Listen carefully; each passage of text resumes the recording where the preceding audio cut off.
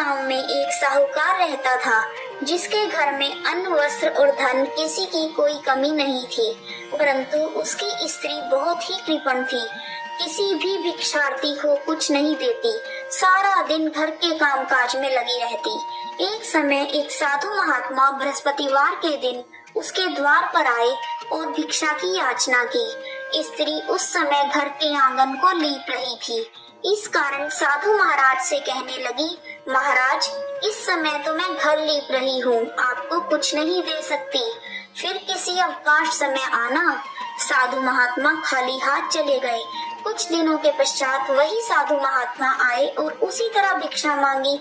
साहूकारनी उस समय लड़के को खाना खिला रही थी। कहने लगी, महाराज, मैं क्या करूं, अवकाश नहीं है, इसलिए आपको भिक्षा नहीं दे सकती। तीसरी बार महात्मा आए तो उसने उन्हें उसी तरह टालना चाहा, परंतु महात्मा जी कहने लगे, यदि तुमको बिल्कुल ही अवकाश हो जाए तो क्या तुम मुझको दोगी?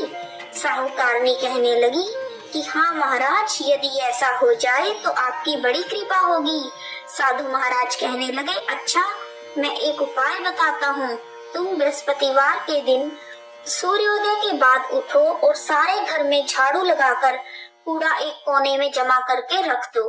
घर में चौका इत्यादि मत लगाओ।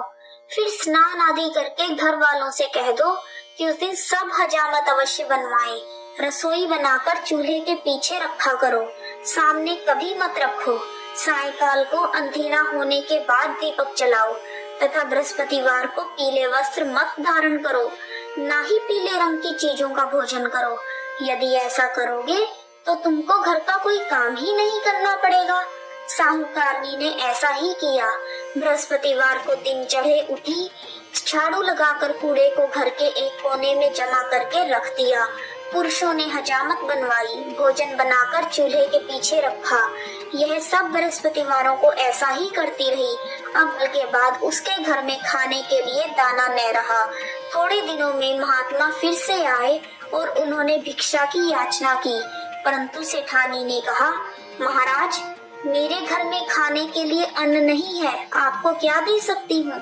तब महात्मा ने कहा, जब तुम्हारे घर में सब कुछ था तब भी कुछ नहीं देती थी, अब पूरा पूरा अवकाश है, अब भी कुछ नहीं दे रही हो, तुम क्या चाहती हो वह कहो। तब सेठानी ने हाथ जोड़कर कहा, महाराज, अब कोई ऐसा उपाय बताओ कि मेरे घर में पहले जैसा धन धान्य हो जाए। अब मैं प्रतिज्ञा करती हूँ कि अवश्यमेव आप जैसा कहोगे वैसा ही करूँगी। तब महात्मा जी बोले, बृहस्पतिवार को प्रातःकाल उठकर स्नान आदि से निवृत्त होकर अपने घर को गौ के गोबर से लीपो तथा घर के पुरुष हजामत ना बनवाएं। भूखों को अन्न जल देती रहा करो।